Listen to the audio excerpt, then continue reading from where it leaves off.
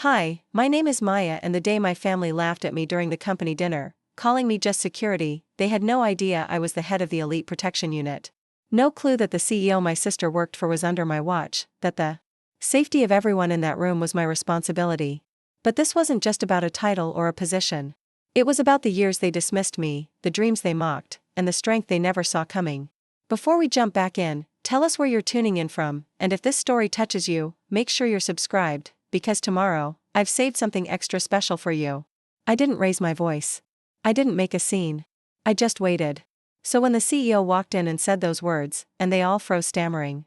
Boss, tell me, was it cruel that I didn't correct them right away, or kind that I didn't reveal what I really do? Before we begin, what time are you listening to this and where are you tuning in from? Let us know below. I want to know who's hearing this story because it's one they'll never forget. The rain drummed against the windows of my car as I pulled into the parking lot of Blackridge Tower. November in Seattle always felt darker than it should, like even the sky was trying to push you down. I pulled my jacket tighter and glanced up at the gleaming skyscraper that housed Sentinel Solutions, one of the largest private security firms in the country. 8 years. I hadn't been inside this building in 8 years. Back then, I was just the rookie security guard standing by the entrance, checking IDs and watching the executives sweep past in their designer suits. I'd be the one escorting visitors, monitoring security feeds, standing for hours in uncomfortable shoes. Never once did my family think I was learning, watching, planning. Never once did they ask if I wanted more than just standing guard. Now, I was back, older, quieter. My dark suit was tailored but understated. The handgun holstered at my side was hidden beneath my jacket, and the earpiece I wore was nearly invisible. I wasn't here for show. I was here for something else entirely. I stepped into the lobby, and immediately felt the difference. The security systems had been upgraded: retinal scanners, RFID badge readers, pressure-sensitive flooring. Good. They'd been listening to my recommendations after all. The receptionist looked up from her desk. "Can I help you?" I gave her a professional nod. "I have a 9:30 with Director Harlow." She typed something into her computer. "One moment, please." Before she could finish, the elevator doors opened. And out walked my sister, Nadia. Her designer heels clicked against the marble floor like small explosions. Same perfect posture, same calculating eyes. Her navy blue blazer was impeccably pressed, and her dark hair was pulled back into a severe bun. Not a strand out of place, just like always. She stopped when she saw me, tilting her head slightly. I could see her trying to place me, then the moment of recognition, followed by confusion. "Maya," she asked, her voice laced with disbelief. "What are you doing here?" I kept my expression neutral. "I have an appointment." She let out a small laugh, turning slightly to address the receptionist. "Cindy, you can cancel whatever this is." Then to me, with forced patience, "If you're looking for work in the security department, you should have called me first. We don't really have positions for your level of experience." I said nothing. "The last I heard, you were working mall security in Tacoma," she continued, her voice dropping to a whisper. "Dad was just talking about how you wasted your business degree to play cop." A few employees nearby pretended not to listen, but I could see them stealing glances. "I have an appointment," I repeated calmly. She sighed dramatically. "Look, Maya, this is embarrassing for both of us. Sentinel Solutions doesn't hire people without proper credentials and experience. We protect high-profile clients, government officials, corporate executives. It's not like watching teenagers at the food court." The receptionist cleared her throat. "Ms. Reeves, she does have an appointment with Director Harlow. It's confirmed in the system." Nadia's eyebrows shot up. There must be some mistake. Director Harlow doesn't take meetings with security guards. She practically spat the last 2 words. "Maybe he's hiring for the ground floor team," she added with a smile that didn't reach her eyes. "You know, the ones who stand by the door and say, 'Good morning,' to everyone." I still said nothing. Her smile tightened. "Maya, be reasonable. You don't belong here. This is a serious company with serious professionals. Why don't you, is there a problem?" a deep voice interrupted. We both turned to see Elijah Harlow, Director of Operations, standing by the elevator. Tall, with salt and pepper hair and the build of someone who hadn't forgotten his military training, he commanded attention without trying. Preparing and narrating this story took us a lot of time, so if you are enjoying it, subscribe to our channel, it means a lot to us. Now back to the story. "No problem, sir," Nadia said quickly, her tone shifting to something more professional. "Just catching up with my sister. She seems to have an appointment with you, but there must be some mix-up." Elijah looked at me, his expression unreadable. "Maya Reeves? I nodded once. No mix-up, he said firmly. I've been expecting you. Nadia's smile faltered. Sir, my sister doesn't have the qualifications to, Ms. Reeves, Elijah cut her off. I believe you have a meeting with marketing in 5 minutes. You wouldn't want to be late. The dismissal was clear. Nadia stood there for a moment, mouth slightly open, then composed herself. Of course, sir. We'll catch up later, Maya. She shot me a look that said this wasn't over, then walked briskly toward the conference rooms. Elijah watched her go, then turned to me. Shall we? I followed him to the elevator, aware of the eyes tracking our movement. He pressed his thumb against the biometric scanner, then entered a code I couldn't see. The elevator began to rise, bypassing the standard floors. Your sister doesn't know, does she? He asked after a moment. No, I replied. None of them do. He nodded slowly. That might make things complicated. I can handle complicated. The elevator continued upward, finally stopping at a floor that wasn't marked on the public directory. The doors opened to reveal a sleek operations center. Multiple screens displaying security feeds, satellite imagery, personnel tracking. A dozen people worked at various stations, all of them stopping briefly to acknowledge Elijah as we passed. He led me to a glass-walled conference room where 3 other people waited, a woman in her 50s with short gray hair and sharp eyes, a younger man with a tablet in his hands, and a tall man in an expensive suit whose face I recognized from countless news articles. Maya Reeves, Elijah announced, meet Alexandra Chen, our head of intelligence, Ryan McKenzie, tech operations, and Richard Blackwood, CEO of Blackwood Enterprises. Richard Blackwood, billionaire tech mogul, philanthropist, and the man my sister had worked for directly as his corporate communications director for the past 3 years. The man she constantly mentioned at family gatherings, whose name she dropped like a shield whenever anyone questioned her career choices.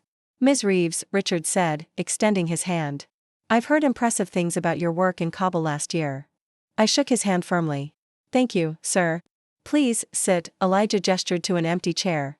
I took my seat, noting the exits. The angle of the security cameras, the defensive positions, habits I couldn't break even in supposedly secure locations. Let me get straight to the point, Elijah began. We've been tracking a specific threat against Mr. Blackwood for the past month. 3 days ago, that threat escalated to actionable intelligence. We have reason to believe there will be an attempt on his life within the next 2 weeks. Alexandra slid a tablet across the table to me. On it were photographs, intelligence reports, threat assessments. I scanned them quickly, efficiently. The Monarch Group, I said, recognizing the patterns. You know them? Richard asked, surprise evident in his voice. I've encountered their work before, I replied, thinking of the extraction operation in Dubai last year that had nearly gone sideways. They don't miss often. Which is why we need the best, Elijah said. Your record speaks for itself. 12. High-risk protective details, all successful. Advanced training in close protection, counter-surveillance, and threat neutralization. 3 years with private military contractors overseas. And before that, 8 years here, I finished. Starting as a lobby guard. Richard leaned forward. We need someone to head up my protection detail. Someone who can anticipate what's coming and stop it before it starts. I looked at him directly. With all due respect, sir, you already have a security team. What's changed? Alexandra answered. We believe the threat may have inside knowledge of Mr. Blackwood's movements and security protocols. Meaning you might have a leak, I concluded. Yes, Elijah confirmed. Which is why we need someone from outside the current structure, someone who knows our general operations but isn't connected to the existing team. I considered this. And my sister's position? She works directly with Mr. Blackwood. Richard nodded. Nadia has been my communications director for 3 years. She's excellent at her job. But this situation requires compartmentalization. She wouldn't be informed of your actual role. So as far as she's concerned, you'd be added to the visible security team, Elijah explained, but your real position as head of the entire protective operation would remain classified. Only the people in this room would know. I thought about Nadia's face when she saw me in the lobby, the dismissal in her voice, the way she had looked at me like I was something stuck to her shoe. I thought about our last family dinner, just 2 weeks ago. Another security job, Maya, my father, had asked, not bothering to hide his disappointment. When are you going to use that business degree we paid for? She's found her level, Dad, Nadia had interjected. Not everyone is cut out for the corporate world. Some people just prefer simpler work. My mother had nodded sympathetically. At least it's stable employment, dear. None of them had bothered to ask what I actually did. They'd decided years ago that I was just security, just the family member who couldn't hack it in the real business world. I refocused on the matter at hand. What's the timeline? We need to implement the new protection protocols immediately. Elijah replied. Mr. Blackwood has a charity gala tomorrow night. All his executive team will be there, including your sister. It would be an optimal opportunity for you to integrate with the existing security detail while we assess potential vulnerabilities. I nodded, making my decision. I'll need complete access to all security systems, personnel files, and Mr. Blackwood's schedule for the past 6 months. Done, Alexandra said. And total operational authority, I added. If I'm responsible for Mr. Blackwood's safety, I need to be able to override anyone's objections, including his. Richard smiled slightly. That won't be a problem. I value my life more than my convenience. I stood up, buttoning my jacket. Then I accept the position. Excellent, Elijah said, standing as well.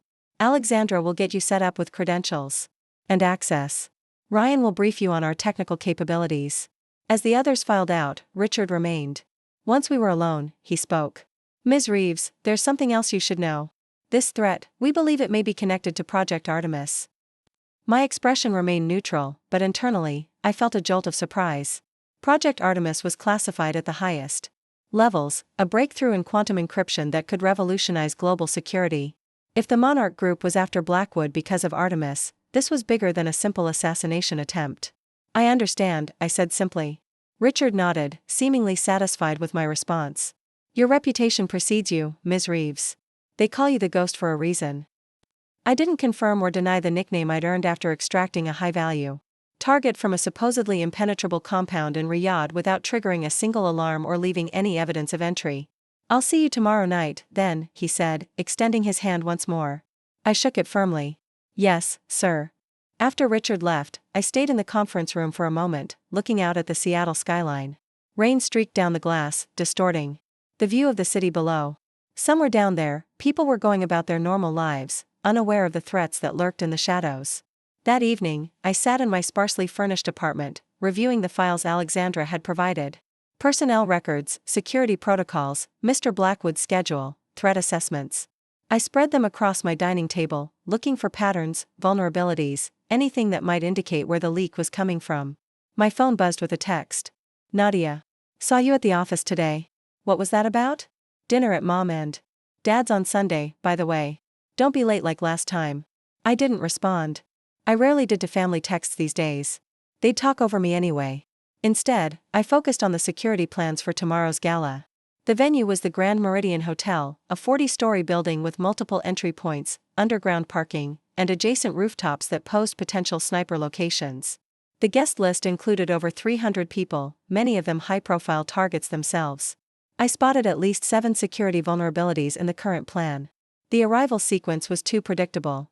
The distance from the vehicle drop-off to the entrance was exposed. The service corridors weren't adequately monitored. And the evacuation route passed through a choke point that could easily be compromised. I made notes, redesigned the approach, and created contingency plans for various scenarios. By 3 a.m., I had a comprehensive security strategy that addressed the vulnerabilities while maintaining the appearance of normal protocols. Anyone watching, including potential inside threats, wouldn't notice the subtle but significant changes until it was too late. The next morning, I met with the existing security team at Sentinel Solutions.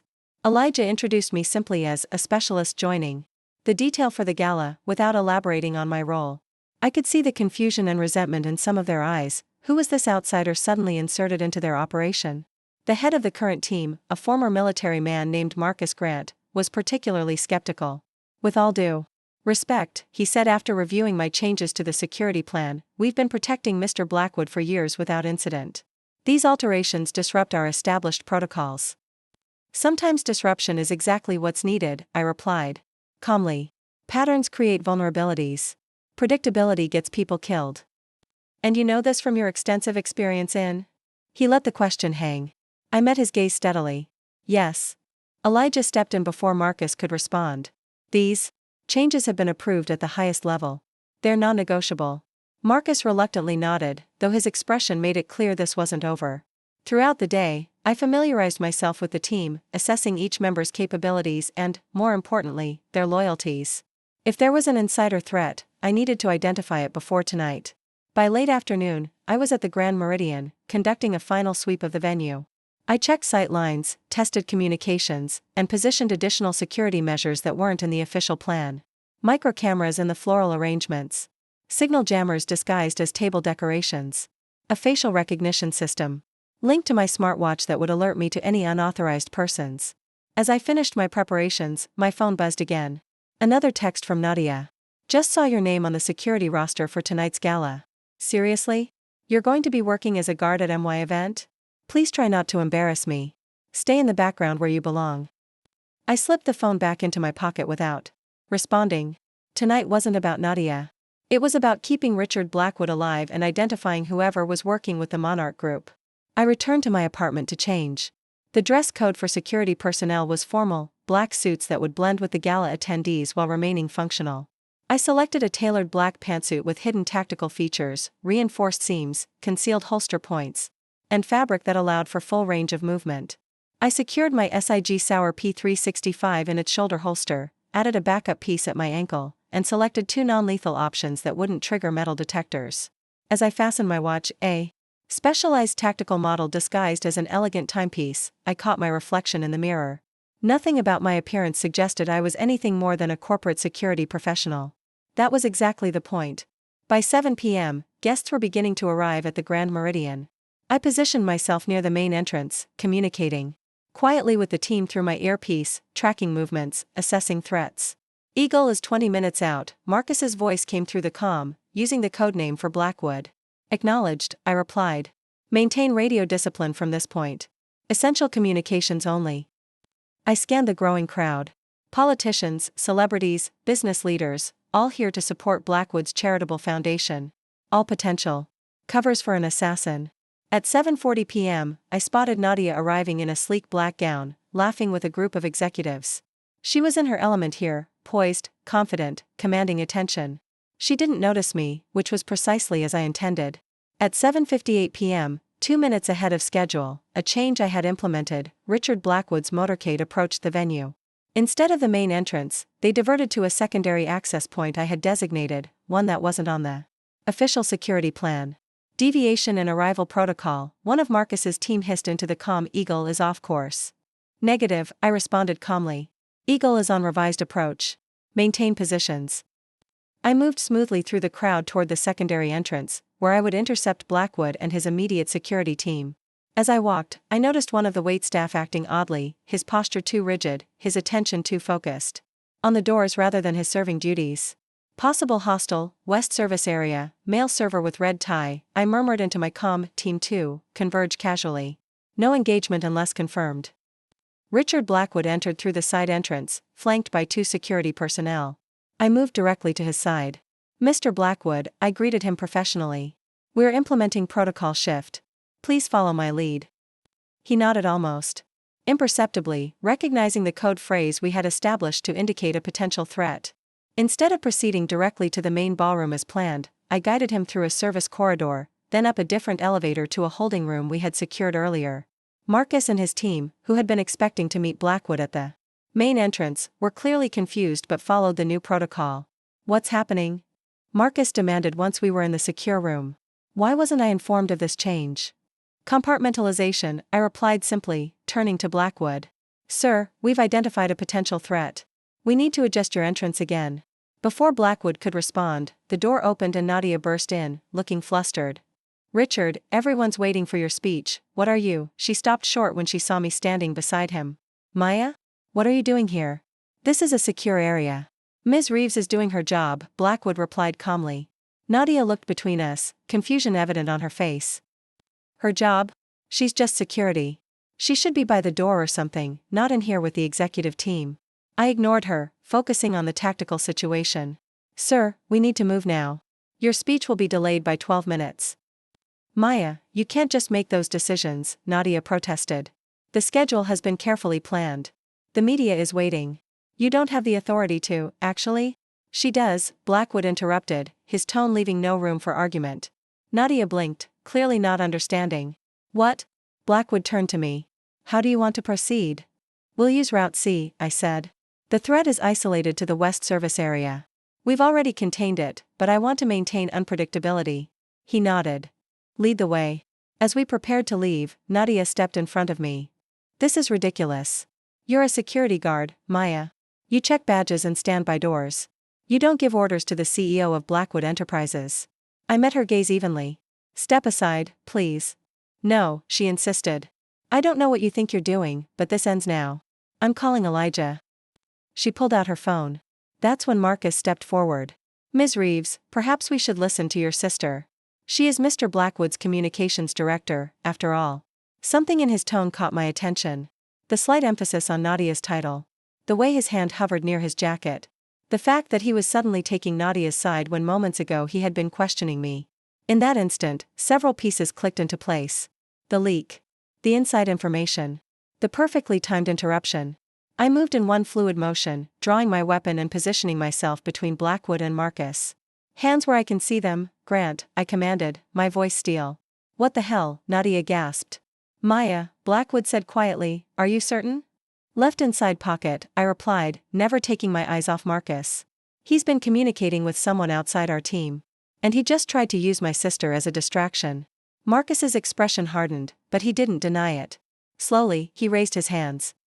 Check him, I ordered one of the other security team members, a woman named Torres whom I had vetted personally. Torres patted him down and pulled a small device.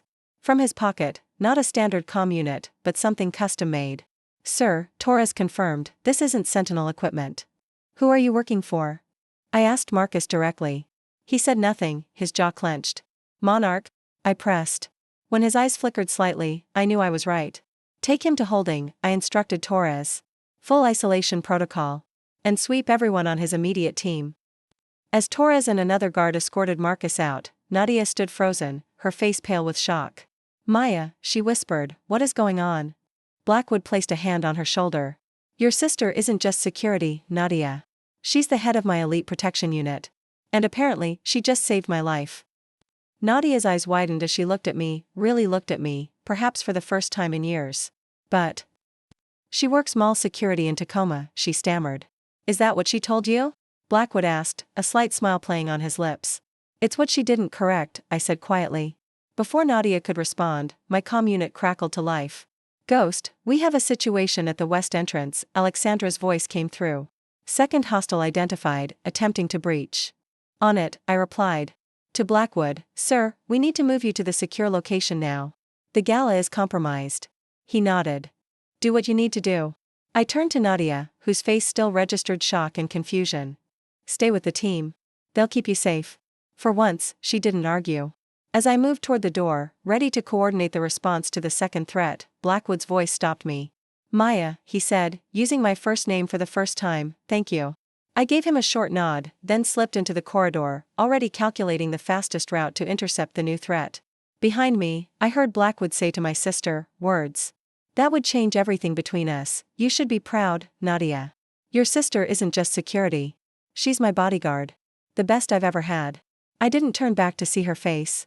I had a job to do. A role I had trained for, worked for, earned through years of dedication while my family thought I was just standing guard. Sometimes the quietest person in the room is the one you should fear the most. Not because they plan to hurt you, but because they see everything you never noticed. They hear the whispers you thought were secret. They understand the dangers you remain blind to. While others talked, I watched. While they climbed corporate ladders, I learned how to keep them alive on those lofty perches they so desperately sought. And now, as I moved silently through the service corridor toward the west entrance, weapon drawn, senses heightened, I wasn't just security anymore. I was the ghost. And I had a job to finish. The next 48 hours passed in a blur of tactical operations, interrogations, and security protocols. We successfully contained the immediate threat at the gala, neutralizing the second attacker before he could reach Blackwood. No shots fired, no civilians harmed, exactly how I preferred to operate.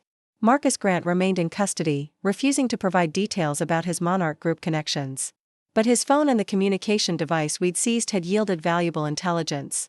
Alexandra's team was working through encryption layers, tracing digital breadcrumbs back to whoever had orchestrated the attempt. I stood at the window of Blackwood's secure penthouse, watching the Seattle skyline fade into dusk. The rain had finally stopped, leaving the city glistening under the emerging stars. Behind me, Blackwood sat reviewing reports on his tablet while two members of my hand-picked security team maintained position by the elevator and stairwell access points. Ms. Reeves, Blackwood's voice pulled me from my thoughts. You haven't slept in 2 days. I turned slightly, keeping the window partially in my line of sight. I'm fine, sir. He set down his tablet. You know, in my experience, when someone says they're fine in that particular tone, they're usually anything but. I allowed myself a small smile. Force of habit. Sleep isn't a priority during active threats. And your sister? Have you spoken with her since the gala? The question caught me off guard. Nadia had been evacuated along with other executives when the situation escalated. I'd received confirmation of her safe arrival at the designated secure location, but we hadn't exchanged words directly. No, I answered simply. Blackwood studied me for a moment. She's been trying to reach you. HR tells me she's made 17 attempts to access information about your position since yesterday morning. That sounded like Nadia, persistent to the point of obsession when something challenged her perception of reality. She'll have to wait, I replied. The threat against you remains active. Monarch doesn't quit after one failed attempt. I'm aware, he said, rising from his chair. But family is complicated. Sometimes the hardest perimeters to secure are the emotional ones. I didn't respond. Richard Blackwood might be a billionaire tech genius, but he didn't understand my family dynamics. He hadn't sat through 20 years of dinner conversations where my choices were dissected and dismissed. He hadn't watched my father's face fall when I chose the security field over a corporate position at his friend's investment firm. He hadn't heard my mother's awkward explanations to her friends about what her younger daughter was doing these days. My comm unit crackled to life, saving me from having to address his comment. Ghost, this is Raven. Alexandra's voice, using her operational call sign. We've got something. Sending a car to your location. Copy, I responded. To Blackwood, sir, I need to step out. Johnson and Rivera will maintain your security. He nodded. Keep me updated. 20 minutes later, I was walking into a specialized tech lab 3 levels below Sentinel's main offices. Alexandra stood surrounded by monitors, her gray hair illuminated by the blue glow of screens. Ryan sat nearby, fingers flying across multiple keyboards. What did you find? I asked without preamble. Alexandra gestured to the main screen. We broke through the encryption on Grant's device. It wasn't just communicating with Monarch operatives. It was transmitting detailed information about Blackwood's schedule, security protocols, and, most concerning, Project Artemis specifications. My eyes narrowed. How did Grant get access to Artemis data? That's above his clearance level. That's the thing, Ryan replied, pulling up a series of file transfers on another screen. He didn't access it directly. The data was being fed to him through another internal source. A second insider, I concluded. Alexandra nodded grimly. Someone with executive-level clearance. Someone who could access the Artemis servers without raising flags. I studied the data flow charts Ryan had compiled. Do we have an ID on the source? Not definitively, Alexandra said. But we've narrowed it down to 7 possibilities, all senior staff with appropriate access levels. Ryan tapped a few keys, and 7 personnel files appeared on the screen. My heart rate remained steady as I scanned the names and faces. Until I reached the 5th file. Nadia Reeves. Communications Director. Direct report to Richard Blackwood. I kept my expression neutral, but Alexandra was watching me closely. Maya, she said gently, using my first name rather than my call sign. We're not making accusations. We're following data. Everyone on this list is being vetted equally. I nodded once. What's the process? Deep background checks, communication pattern analysis, financial audits, Ryan explained. We're looking for any anomalies, unusual deposits, encrypted communications, deviations from routine. How long? 48 hours for preliminary results, Alexandra said. But if the second insider realizes we're onto them, they might accelerate their timeline, I finished. We need to set a trap. Ryan leaned forward. What are you thinking? I walked closer to the screens, studying the personnel files. We feed each suspect slightly different information about Artemis and Blackwood's movements. See which version makes its way to Monarch. Alexandra nodded. A canary trap. Classic counterintelligence. But effective, I said. Set it up. Make it convincing, but nothing that puts Blackwood at actual risk. And your sister? Alexandra asked carefully. I met her gaze steadily. Treat her exactly like the others. No special handling, no exceptions. The words came out more firmly than I intended, but I meant them. If Nadia was involved, and part of me couldn't believe she would be, she deserved no preferential treatment. If she wasn't, the investigation would clear her name. As I turned to leave, Ryan called after me. There's something else you should see. He pulled up another file, an internal memo from Sentinel's HR department dated 3 years ago. The subject line read, Executive Referral Program, N. Reeves. I scanned the document quickly, a cold feeling settling in my stomach. According to the memo, Nadia had been fast-tracked for her position at Blackwood Enterprises through a special referral program. The referring executive? Marcus Grant. She never mentioned knowing Grant before, I said quietly. Maybe she didn't think it was important, Alexandra suggested, though her tone indicated she didn't believe that any more than I did. I left the lab with more questions than answers. The possibility that my sister might be involved with Monarch seemed absurd on the surface. Nadia had always been ambitious, sometimes ruthlessly so, but betrayal at this level? Industrial espionage? Potential treason, given Artemis's national security implications? But then, she'd never bothered to ask what I really did either. Maybe we were both keeping secrets. Back in my temporary office at Sentinel, I reviewed the security footage from the gala again, focusing on Nadia's movements throughout the evening. Nothing stood out as suspicious. She had performed her duties as communications director perfectly, as always. Greeting guests, managing media, ensuring Blackwood's speech went smoothly after the security delay. My phone buzzed with another text. From her, we need to talk. Family dinner Sunday. Be there. I set the phone aside without responding. Sunday was 3 days away.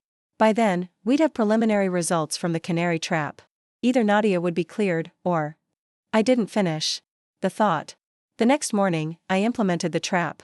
Working with Alexandra and Ryan, we created 7 different briefing packages about Project Artemis and Blackwood's upcoming movements.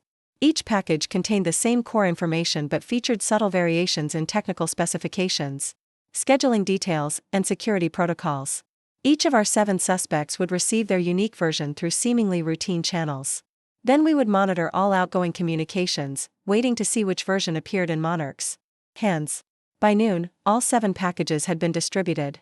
Nadia had received hers during a regular briefing with Blackwood's executive team, version E, which included a fabricated detail about Artemis's quantum processing capabilities and a fall schedule, showing Blackwood visiting a research facility on Thursday rather than Friday. Now we waited. That evening, as I reviewed security camera feeds from around Blackwood's residential building, a knock came at my office door. I checked the hallway camera before responding. Elijah Harlow stood outside, holding a paper bag that smelled distinctly of food. Enter, I called, minimizing some of the more sensitive screens. He stepped in, closing the door behind him. Figured you hadn't eaten. I hadn't, actually. Food had been an afterthought for the past 3 days. Thanks, I said, accepting the bag. Inside was a container of what appeared to be homemade stew and fresh bread. My wife's recipe, Elijah explained, taking a seat across from me.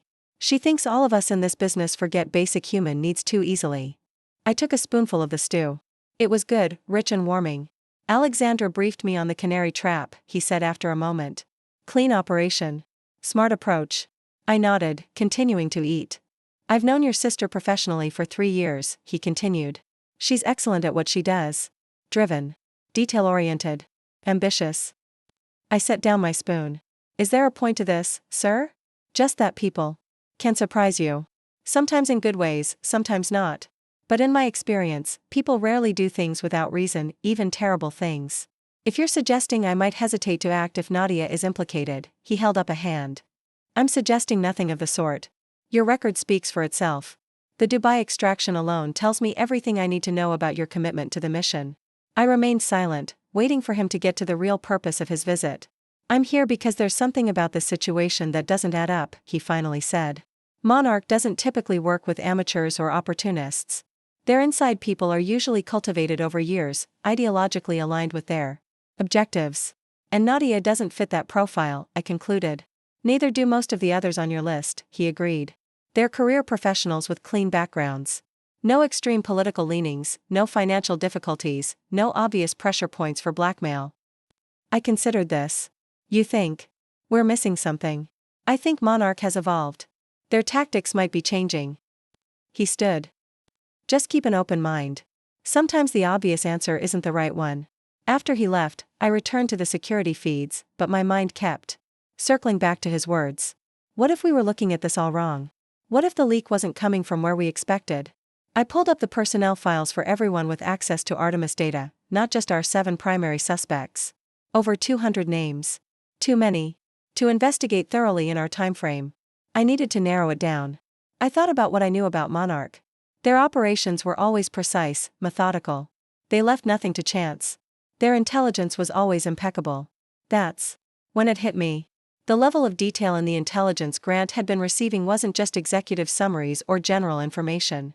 It included technical specifications that would require intimate knowledge of the project. Not the kind of information executives typically handled. I started filtering the list. Technical staff with access to Artemis. People who understood the science behind it. People who might have ideological reasons to oppose it. The list narrowed to 47 names. I cross-referenced these with employees who had joined within the last 18 months, around when Artemis development had intensified. 22 names. Finally, I looked for anyone with unusual patterns, working late when not required, accessing systems outside their immediate responsibilities, changes in behavior noted by supervisors. 3 names remained. One jumped out, Dr. Vivian Chen, quantum physicist, recruited from MIT 14 months ago. Technically brilliant. Quiet. Kept to herself. According to her file, she had requested extra lab time on multiple occasions, often working alone late into the night. I pulled up her background check. Everything looked perfect. Too perfect, almost. No social media presence. Limited personal relationships. Just a stellar academic record and glowing professional references. I sent a message to Ryan, run a deep background on Vivian Chen. Look for gaps, inconsistencies, anything that feels off. His reply came within minutes, on it. The next morning, I woke to an urgent alert on my secure phone. Ryan had found something. I made it to the lab in record time. Ryan looked like he hadn't slept, but his eyes were bright with the thrill of discovery. Chen isn't real, he said without preamble. I mean, she exists, but not the way her file says. He pulled up 2 photographs side by side on his screen. Both showed the same woman, Dr. Vivian Chen, but in very different contexts. Left is her Sentinel Solutions ID photo, Ryan explained. Right is from a Chinese military research publication from 2018. Different name, Li Wei, but facial recognition confirms it's the same person with 99.8% certainty. Alexandra, who had joined us, leaned closer to the screen. Military intelligence? Worse, Ryan replied. She specialized in quantum computing at China's Advanced Defense Research Institute. Then she disappeared from their records 3 years ago. Resurfaced in the U.S. with perfect credentials and a carefully constructed background. A deep cover operative, I concluded. Placed specifically to access Artemis. And likely using Grant and others as misdirection, Alexandra added. Creating multiple potential leaks to hide the real source. I thought about the implications. If she's been feeding information about Artemis to outside parties, the entire project could be compromised, Ryan finished. We need to move now, I said, already heading for the door. Lock down her access, track her current location, and alert building security. But quietly. If she realizes we're onto her, she'll disappear. Maya, Alexandra called after me. What? About the canary trap? Your sister? I paused. Keep it running. We need to be certain we've identified all compromised personnel.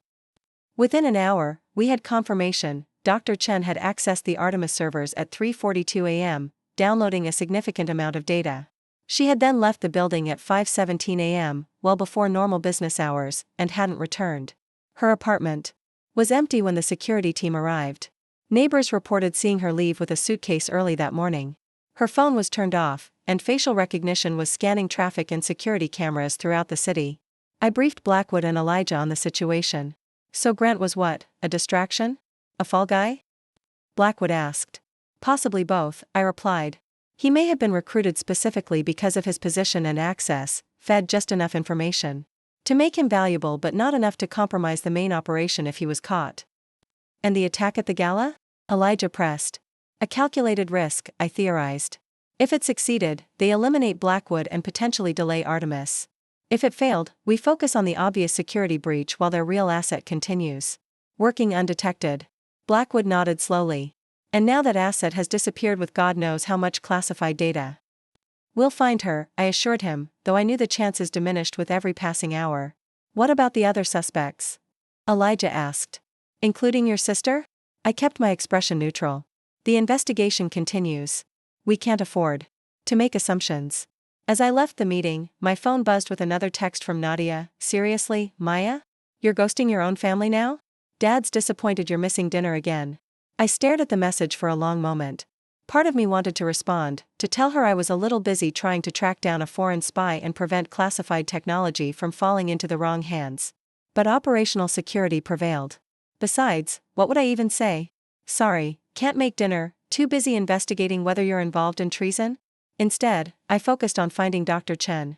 We established a dedicated task force, coordinating with FBI and Homeland Security assets. Her face was flagged at all transportation hubs, her known aliases added to watch lists. But she had a head start in years of training. The trail was already growing cold.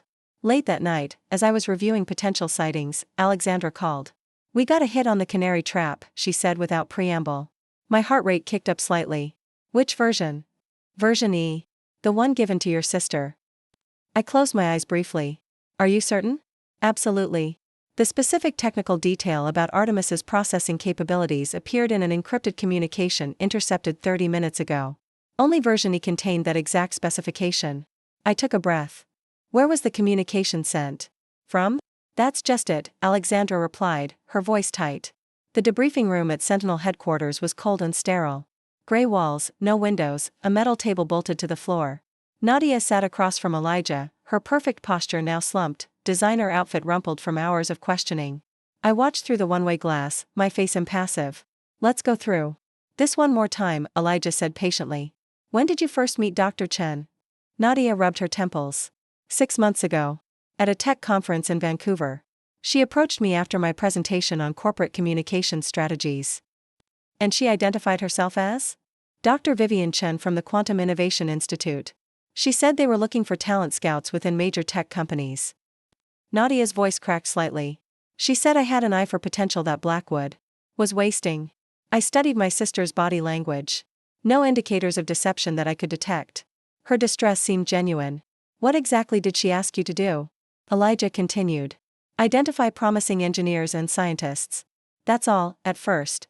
She said her institute offered better compensation and more creative freedom than corporate environments.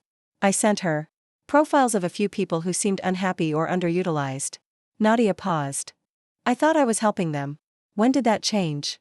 Nadia looked down at her hands. 3 months ago. She asked for information about Project Artemis. Just general details, timeline, basic objectives. When I hesitated, she reminded me how well she'd compensated me for the previous referrals. She said it was just for competitive analysis. "And you believe that?" "I wanted to," Nadia admitted. The bonuses she paid were substantial. And it felt good to be valued for my intelligence, not just my social skills or family connections. I felt a twist of something in my chest. How well I understood that particular hunger, to be seen for your capabilities rather than your circumstances. "When did you realize Dr. Chen wasn't who she claimed to be?" Elijah asked. "At the restaurant. When she mentioned the explosive in my purse." Nadia shuddered. "Until then, I thought I was just bending some corporate ethics rules. Not committing treason."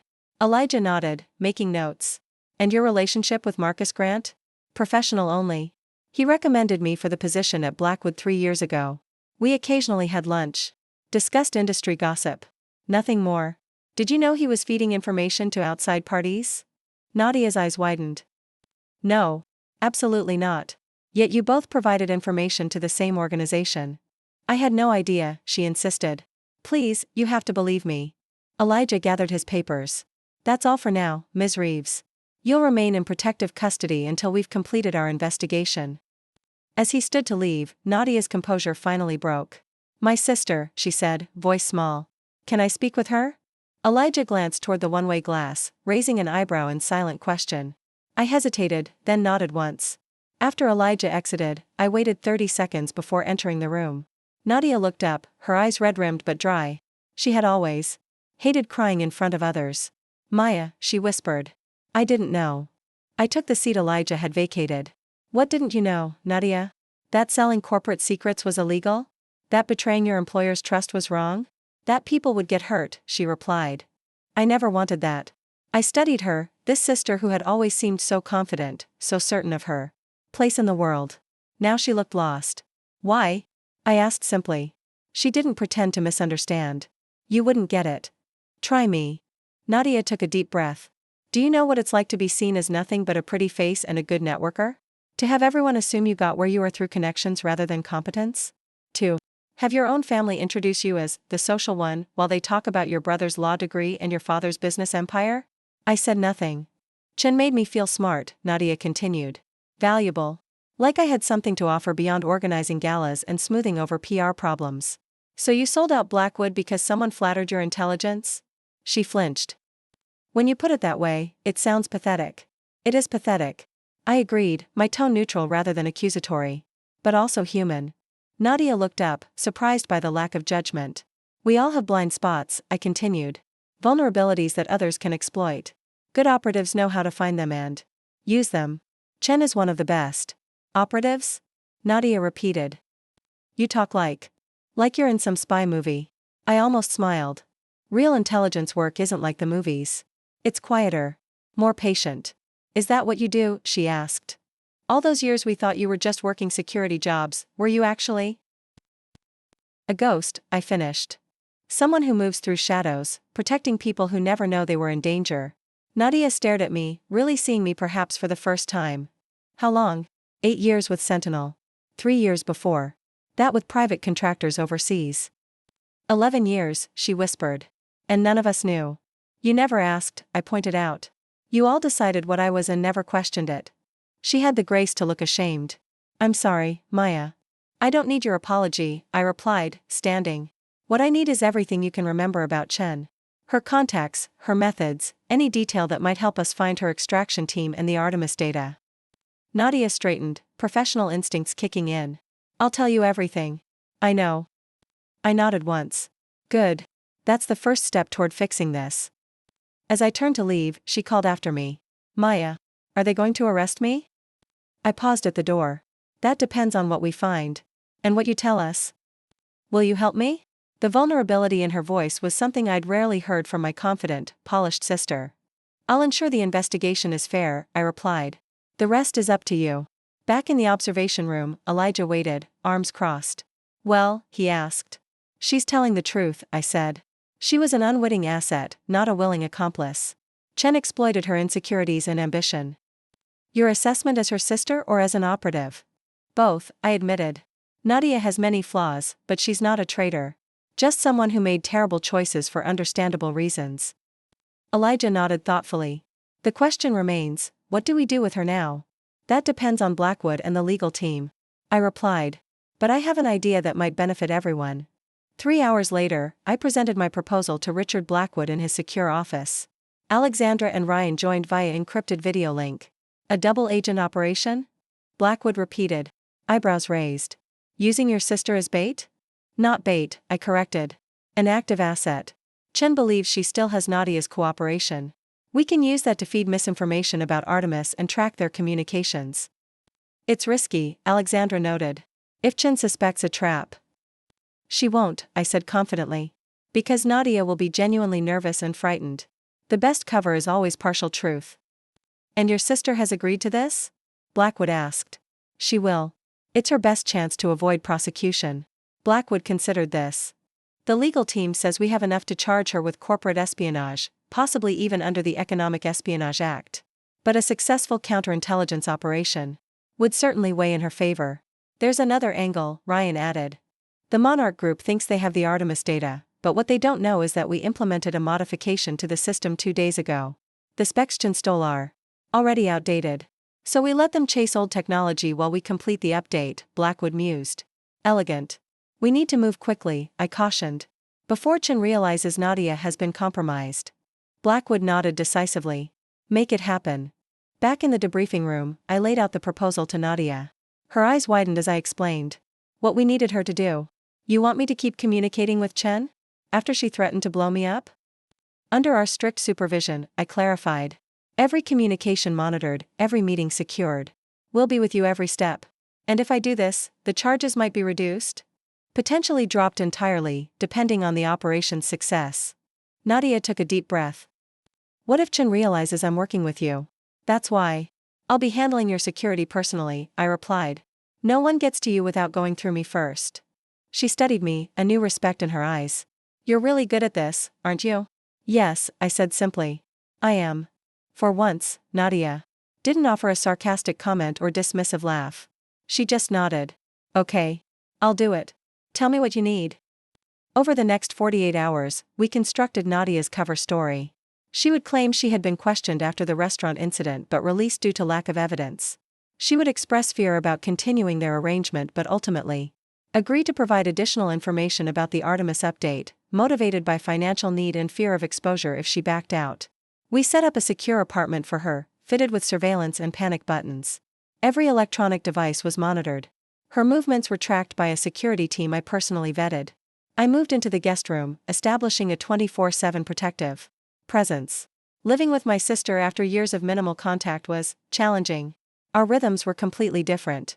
She was all motion and noise, constantly on her phone, music playing, television humming in the background. I preferred stillness, silence, awareness of my surroundings. On our third night in the safe house, as I conducted my regular security check of the perimeter, I found Nadia sitting on the balcony, wrapped in a blanket despite the mild evening. Trouble sleeping? I asked, scanning the rooftops of nearby buildings out of habit. She nodded. I keep thinking about how easily Chen manipulated me. How willing I was to believe what she was telling me. I completed my check, then leaned against the railing. Good operatives identify what people want most, then offer it to them. What do you think I wanted? She asked quietly. Recognition, I replied without hesitation. Validation of your intelligence. Proof that you're more than just a pretty face with good social skills. Nadia flinched slightly at the accuracy. And what do you want, Maya? What would someone use to manipulate you? I considered the question seriously. 10 years ago? Approval. Recognition of my capabilities.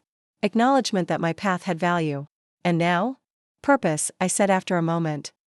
The knowledge that what I do matters. That I'm protecting something worthwhile. We fell silent, the city lights twinkling below us like earthbound stars. I never understood you, Nadia finally said. You were always so contained, so certain. Even when everyone was questioning your choices, you just kept going your own way. Not everyone needs external validation, I replied, though that wasn't entirely true. I had simply learned to find validation elsewhere, in successful missions. In lives saved, in threats neutralized. I wish I'd asked, she said softly. About what you really did. Who you really were. Would you have believed me if I told you? She laughed without humor. Probably not. My little sister, the secret agent? I would have thought you were making it up to sound important. I nodded, unsurprised. That's why I never bothered explaining. Is it lonely? She asked suddenly. This life you've chosen? I thought about the question. Sometimes. But there's a kind of freedom in it too. When people underestimate you, they don't watch what they say or do around you. You become invisible. In plain sight. Like at family dinners, Nadia realized. When we all talked over you or assumed you had nothing important to contribute. Exactly. She shook her head. God, we were awful to you. You were, I agreed. But it made me better at my job. The next morning, Nadia received her first contact from Chen since the restaurant incident, a text message from an unlisted number. Still alive? We should talk.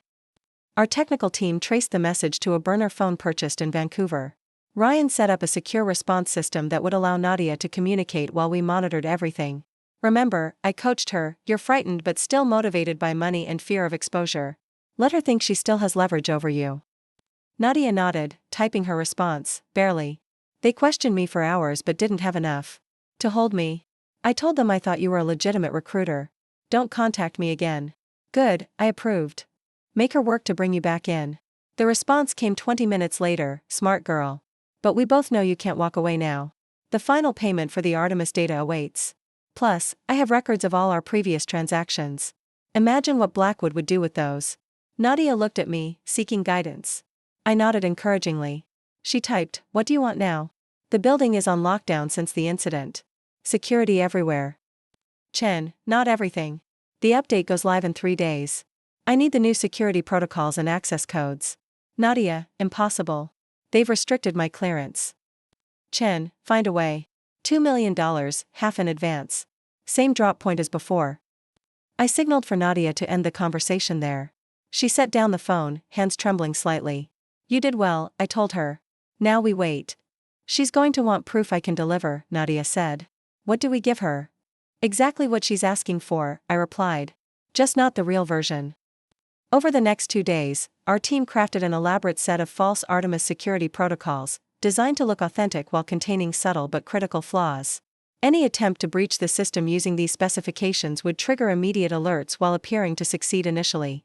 Meanwhile, we tracked Chen's burner phone to a high-end hotel in Vancouver but found she had already checked out by the time our team arrived.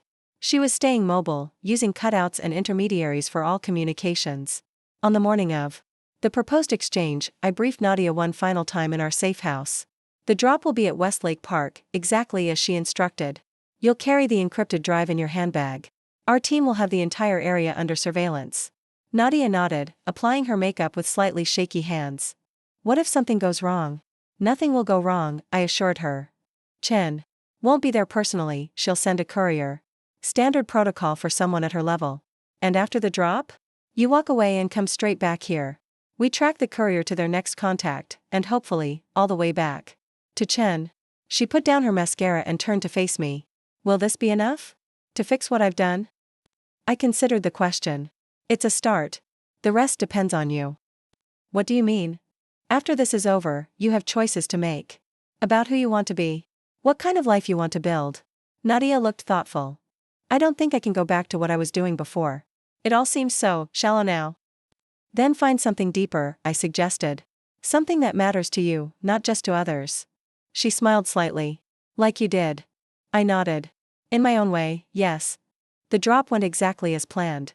Nadia handed off the encrypted drive to a middle-aged woman who appeared to be a tourist. Our team tracked the courier to a coffee shop, where she passed the drive to another individual, a young man with a backpack. He took it to a tech repair shop in the university district, where it disappeared into a back room. Alexandra's voice came through my comm. We've got heat signatures for 3 individuals in that back room. SWAT is on standby. Hold position, I instructed. Let's see if Chen is among them. We maintained surveillance for 6 hours. Finally, shortly after midnight, a side door opened, and a figure slipped out into the alley, a woman in a dark hoodie, moving with the deliberate casualness of someone trained to avoid attention. Facial recognition confirms, Ryan reported. It's Chen. All teams, execute, I commanded. The operation moved with precision. SWAT secured the repair shop, capturing 2 technicians who had been working on the encrypted drive. Meanwhile, our specialized team converged on Chen as she approached a waiting car. She realized she was surrounded only seconds before the takedown. To her credit, she nearly escaped, disabling 2 agents with quick, efficient strikes. But we had planned for her combat capabilities. A pincer movement from 4 directions left her no viable exit. I stepped out of the shadows as she was secured, cable ties around her wrists, 2 agents holding her firmly. Recognition flashed in her eyes. The sister, she said, a hint of respect in her voice. I should have known. Yes, I agreed calmly. You should have. Is your sister still useful to you? Chen asked with a cold smile. Or have you discarded her now that she's served her purpose? Unlike you, I replied, I don't see people as tools to be used and discarded. Chen laughed. Softly. We're more alike than you think, Ghost. We both understand the value of being underestimated. I didn't respond to the bait. Get her to the secure facility, I instructed the team. Full isolation protocol. As they led Chen away, Alexandra joined me in the alley. The technicians are talking already. It seems the Monarch Group has cells operating in 3 other major cities. Then we have more work to do, I said, already thinking about next steps. What about your sister? She asked gently. What about her? Will she face charges? I sighed. That's up to the Justice Department now. But her cooperation will count in her favor. Back at the safe house, I found Nadia waiting anxiously in the living room. She jumped up when I entered. Did it work? Did you get her? I nodded, removing my tactical vest. Mission accomplished. Chen is in custody, along with 2 of her associates. Relief washed over Nadia's face, followed quickly by uncertainty. What happens to me now? You'll need to give a full statement to federal investigators tomorrow, I explained. After that, it depends on what the prosecutors decide. Will I go to prison? Her voice was small. Possibly, I answered honestly. But your cooperation will be taken into consideration. And Blackwood has indicated he may not press the most serious charges if the Artemis technology is secured. Nadia sank onto the couch. I really messed up, didn't I? Yes, I agreed, sitting beside her. But you also helped fix it. That counts for something. She looked at me sideways. When did you get so wise? Around the same time you stopped noticing me, I replied without rancor. We sat in silence for a moment, the weight of years between us. Do you remember, Nadia said finally, when we were kids, and you used to follow me everywhere? You wanted to do everything I did. I did remember. Before the divisions grew, before our paths diverged so dramatically. You used to hate it. I did, she admitted. I thought you were tagging along, cramping my style. She laughed softly. Now look at us. You've been saving the world while I've been. What? Planning parties and writing press releases? Those things matter too, I said, surprising myself with the defense. Just in different ways. No, she shook her head. What you do matters. Really matters. You protect people. Save lives. Sometimes, I acknowledged. When I can. She turned to face me fully. I want to do better, Maya. Be better. After all this is over, whatever happens. I want to find something that matters the way your work matters to you. I studied her, seeing the sincerity in her eyes. Then you will. 2 weeks later, the federal investigation was complete. Thanks to Nadia's cooperation and Blackwood's influence, she avoided criminal charges but agreed to a substantial civil settlement and 5 years of probation from working in sensitive industries. Blackwood had made an unexpected decision about her employment. Rather than termination, he reassigned her to the company's charitable foundation, focusing on educational programs for underserved communities. A chance for redemption, he explained when I questioned the decision. Everyone deserves that, don't you think? I wasn't sure I agreed, but I respected his choice. The day before Nadia was to begin her new position, she asked to meet me for coffee. We sat at a quiet table in a small cafe near the waterfront, away from the corporate bustle of downtown. I wanted to thank you, she said after we'd ordered, for giving me a chance to make things right. You did the work, I pointed out. I just provided the opportunity. Still, she insisted. You could have let me go down for what I did. No one would have blamed you. I shrugged slightly. That wouldn't have served the mission. Is that the only reason? She asked, studying me over the rim of her cup. The mission? I considered the question. No, I admitted finally. Not the only reason. She smiled, accepting the closest thing to sentimentality she was likely to get from me. So, about Sunday dinner at Mom and Dad's. She began. I raised an eyebrow. What about it? I was thinking maybe you could come. And maybe, if anyone starts with the usual, just security, comments. You'll what? Defend my honor? I asked, amused. I'll tell them the truth, she said simply. That my sister is the most extraordinary person I know. That she saves lives while the rest of us just talk about making a difference. Something uncomfortable stirred in my chest. They won't believe you. Probably not, she agreed. But I'll know. And you'll know. And maybe that's enough. I didn't commit to the dinner, but I didn't refuse either. Some bridges would take time to rebuild. As we finished our coffee, Nadia glanced at her watch. I should go. First day orientation starts in an hour. We walked outside together, the Seattle air crisp with early autumn. Maya, she said as we prepared to part ways, can I ask you something? I nodded. All those years when we thought you were just working security jobs, moving from position to position. Were you ever angry that we didn't see you? Really see you? At first, I admitted. But then I realized something important. What's that?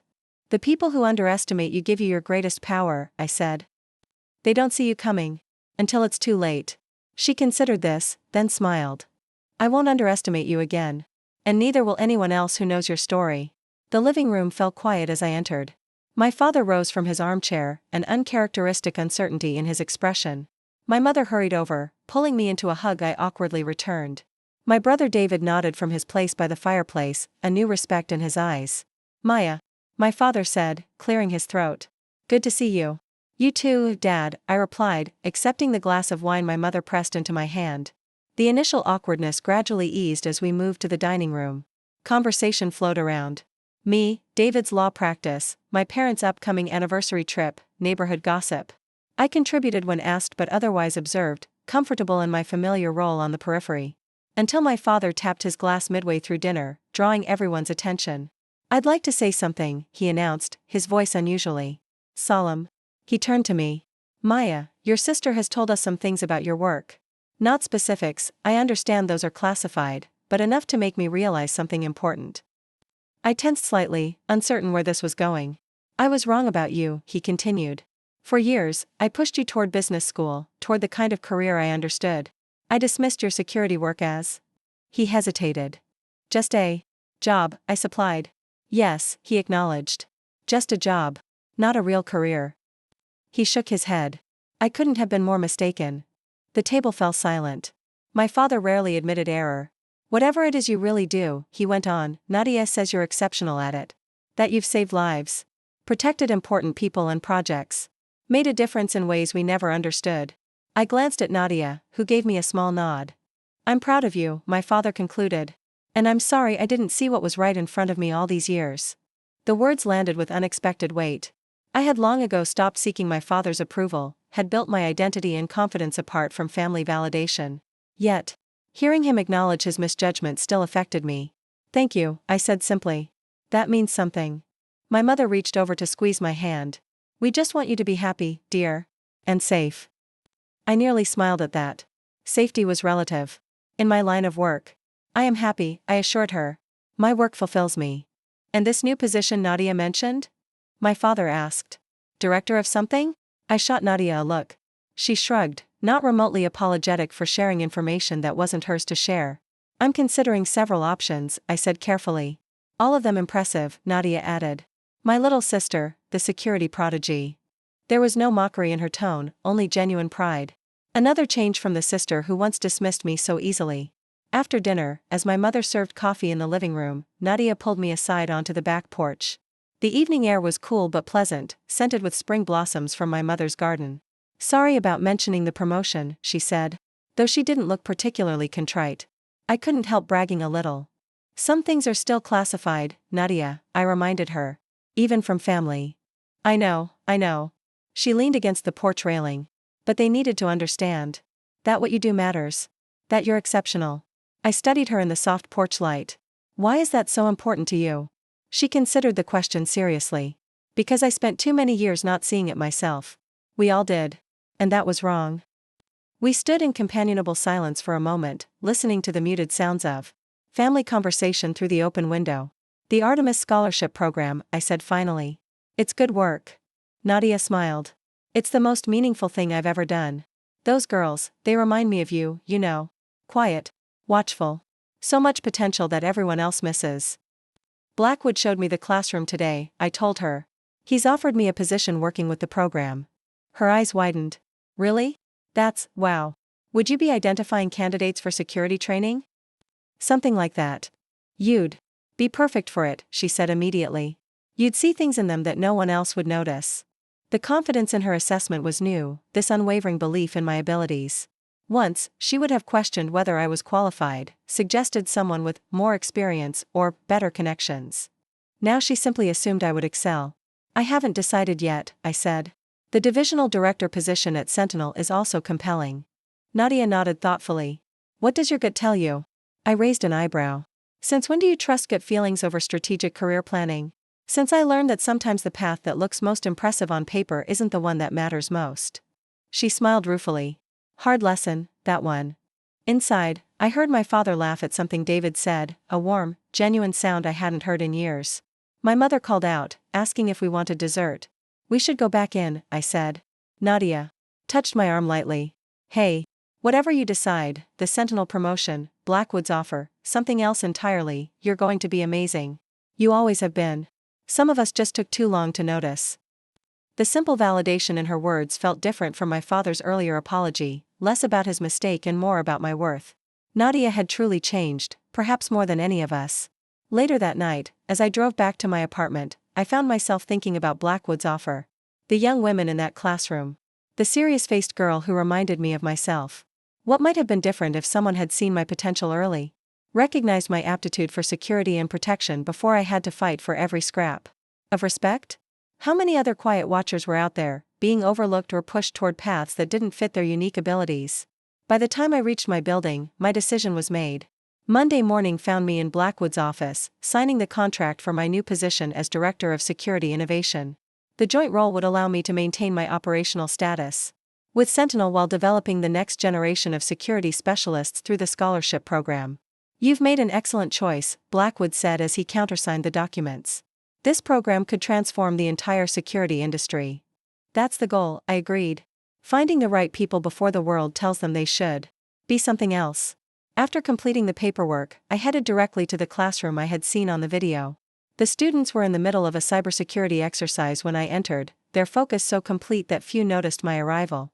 The instructor, a former Sentinel operative I had worked with years ago, nodded in recognition but continued the lesson without interrupting the flow. I moved quietly to the back of the room, observing. My eyes found the serious-faced girl again. While the others worked in pairs, calling out ideas and suggestions, she worked alone, her movements methodical, her expression intent.